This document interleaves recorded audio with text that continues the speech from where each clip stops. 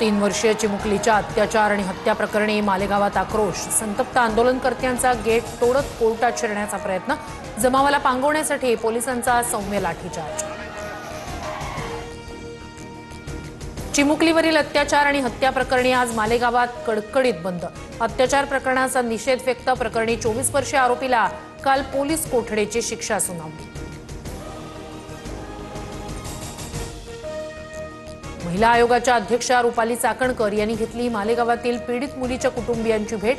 आरोपीला फाशीची शिक्षा व्हावी यासाठी पाठपुरावा करणार चाकणकरांची ग्वाही। मुंबई महापालिकेसाठी केलेल्या अंतर्गत सर्वेत भाजप 100हून अधिक जागा जिंकण्याचा अंदाज। ठाकरे काँग्रेसच्या काही जागांवरही भाजपचा विजय होत असल्याचा दावा। महायुतीत भाजपकडून सुमारे 150 जागांची मागणी होण्याची शक्यता।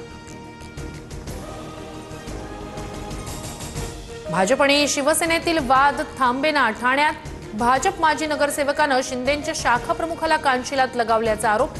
बीएसयूपी घरांना 100 रुपये रजिस्ट्रेशन फी जाहीर केल्यानंतर शिंदेंचे कार्यकर्ते बीएसयूपी इमारतीत जाऊन जल्लोष करत असताना वाद। ठाकरे बंधूंसोबतच्या युतीवरून शरद पवार सकारात्मक। मतचोरी विरोधात सत्याच्या मोर्चात एकत्र, मग निवडणूक वेगळी का लढायची? एकला चलो रेचा नारा देणाऱ्या काँग्रेसला पवारांची विचारणा। सूत्रांची माहिती। मनसे मवियाचा भाग नाही।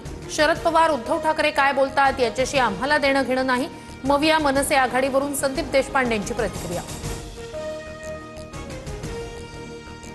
सिंधुदुर्गातील युती तुटल्यास रवींद्र चव्हाण जबाबदार। शिवसेना पहिल्या दिवसापासून युतीसाठी आग्रही, मात्र चव्हाणांना युती नको होती। आमदार निलेश राणेंचा आरोप। काटोलमधील आघाडीमुळे सलील देशमुखांनी पक्ष सोडला। शेकापच्या अर्चना देशमुख यांना पाठिंबा दिल्यानं नाराजी। सलील देशमुख अजित पवारांच्या राष्ट्रवादीत जाण्याची चर्चा। सूत्रांची माहिती। नगर परिषद आणि नगरपंचायतीच्या निवडणुकांसाठी अर्ज माघारी घेण्याचा आजचा शेवटचा दिवस। दुपारनंतर लढतींचं चित्र स्पष्ट होणार। बंडखोरांची मनधरणी, नाराजी दूर करण्याचा राजकीय नेत्यांकडून प्रयत्न।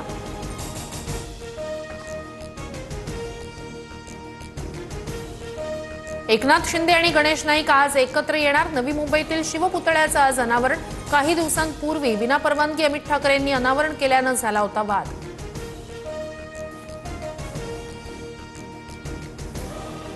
छत्रपती शिवरायांच्या पुतळ्याच्या अनावरणासाठी सरकारला आता जाग आली। 4 महिने प्रलंबित स्मारकाचं अमित ठाकरेंमुळे 4 दिवसात लोकार्पण। मनसे नेते गजानन काळेंची टीका।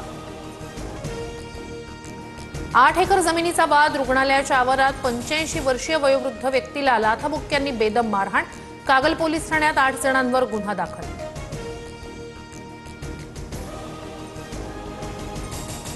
पुण्यात पोलिसांनी आंदेकर टोळीची धिंड काढली। नानापेठ आणि गणेशपेठ परिसरातून गुंड कृष्णा, अभिषेक आणि शिवराज आंदेकरची धिंड। माजी नगरसेवक वनराज आंदेकर यांच्या हत्येनंतर बांदेकर टोळीनं जवळपास 3 खून केले।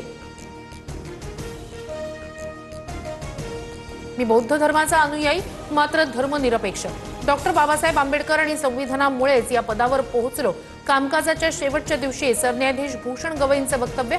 23 नोव्हेंबरला निवृत्त होणार।